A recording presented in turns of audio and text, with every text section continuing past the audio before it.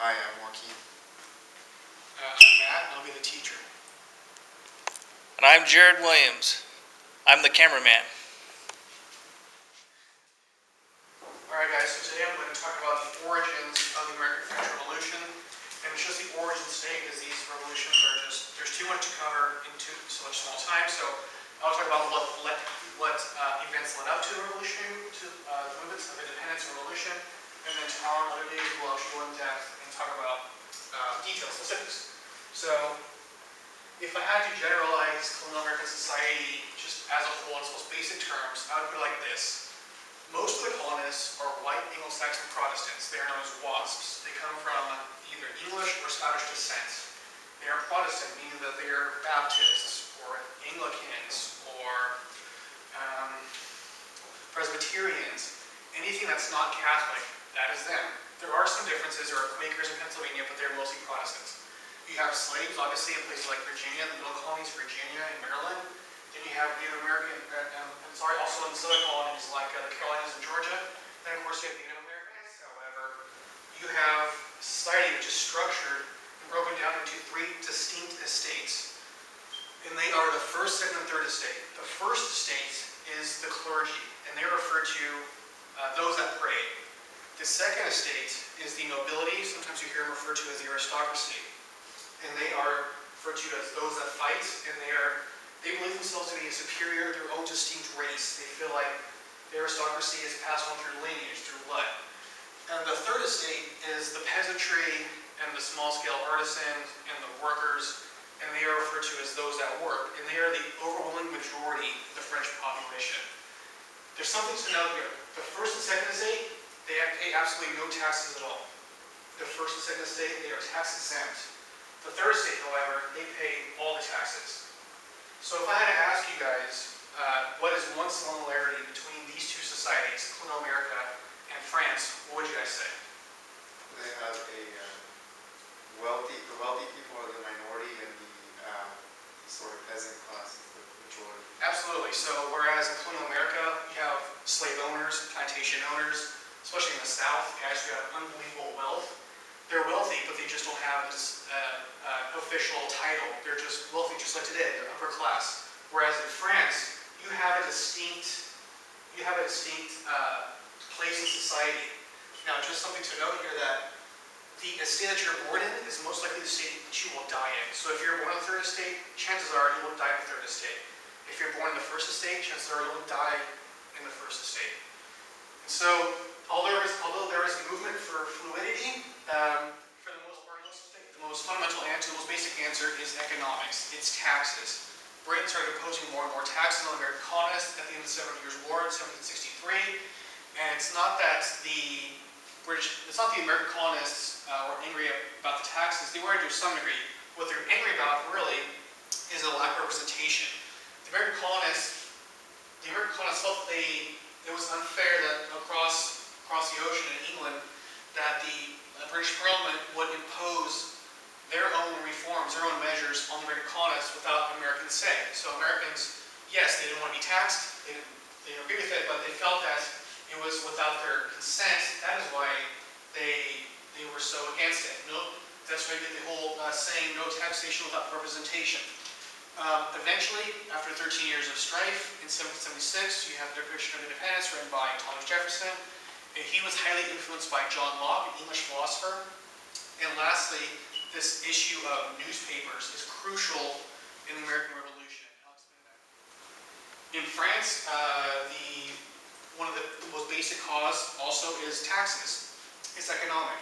However, as I mentioned earlier, the first two estates, clergy and the aristocracy, they are tax exempt. They pay no taxes at all. So who feels the burden? It's the third estate. That is a problem. Why? Well, because they're being taxed as it is, not the money for it. Secondly, there's a famine going on due to very, very brutal winters that wiped out much of the crop, much of the grain. The French staple, which is bread, is in shortage. So as a result, people are literally dying and they're hungry. So this leads to a lot of strife. There's social angst, there's economic angst. In 1789, eventually leads to the Declaration of Rights of Man and Citizen, similar to the American Declaration, but this was influenced by Jean-Jacques Rousseau, an enlightened philosopher. And just like in the American colonies, newspapers are absolutely crucial, and they're crucial for this reason. Not only are newspapers able to strengthen nationalism, in this case, in both France and America, the American colonies, newspapers actually create nationalism. They create unity. They create empathy among their readers. As a result, more people, as a result of reading them, buy into the movement in both American colonies and in France. So newspapers are crucial to both movements. Okay, so if I ask you guys one similarity between the two revolutionary movements, it would be Taxation. taxation, economics, exactly. Both of them were based on taxation. However, there are two differences also, in addition to taxation, which also drove the revolutionary movement. They would be, do you guys know? Anybody know? Political representation. That is key, that is crucial. In addition to taxes, the American colonists felt that they were being unjustly taxed precisely because they didn't give their consent to Parliament to tax them. They felt that they should have representation in Parliament to have a say in their own affairs. There's another one, does anybody else know? For France. Well, in France, there was like a famine and people were dying. Exactly, because of the brutal winters that knocked out a bunch of the crop. The shortage of grain led to a shortage of bread, and as a result, people were literally dying as a result of this famine. You can't afford the bread, so as a result, there was a shortage of food, and there was widespread hunger and famine and social. So if we had to make some generalizations about both revolutions and these movements, I could say that there are three that both of them share. Would anybody want to make a guess or make an answer and answer the question? Identify one of them? Taxes. Taxes is crucial for both. The taxes themselves are taxed differently and how they are implemented, but taxes is at the basis of both of them. Anybody else? Yeah, both declarations were influenced by Enlightenment and philosophy. That's exactly right. So in America, the American Revolution, the Revolution of Independence, written by Thomas Jefferson, was influenced by John Locke. In France, the Declaration of Rights of Man and Citizen was written by Rousseau. They are both enlightened philosophers, and they are crucial to both movements. And there's one more, I would say. Newspapers. Newspapers are crucial because newspapers really help create this idea of unity and nationalism. And it's through newspapers that really, they help bring in people into the movement, to the cause, and continue the revolution itself. So this painting right here, if you're able to break it down, because you guys are critics, if you guys are able to break this down, you can easily understand and get a sense of what the artist is trying to say. Does anybody know what the artist is saying here?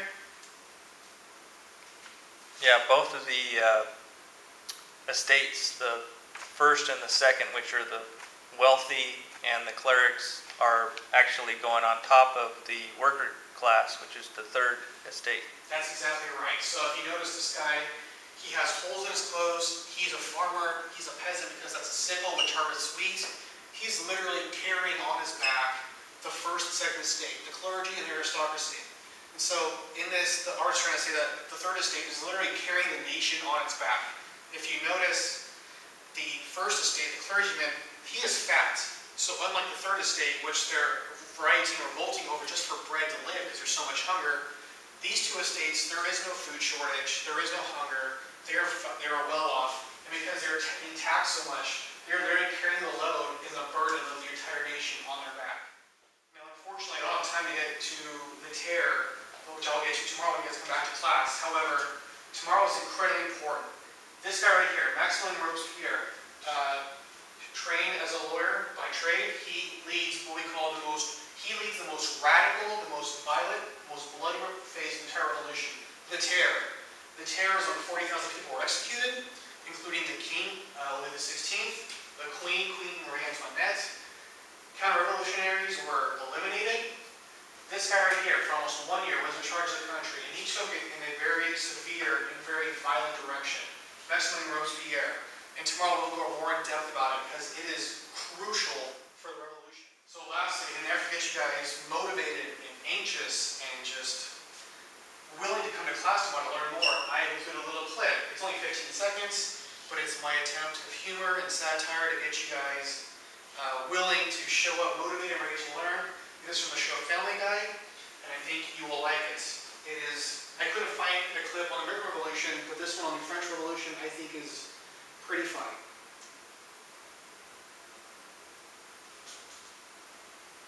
Maintenant, too high. You're not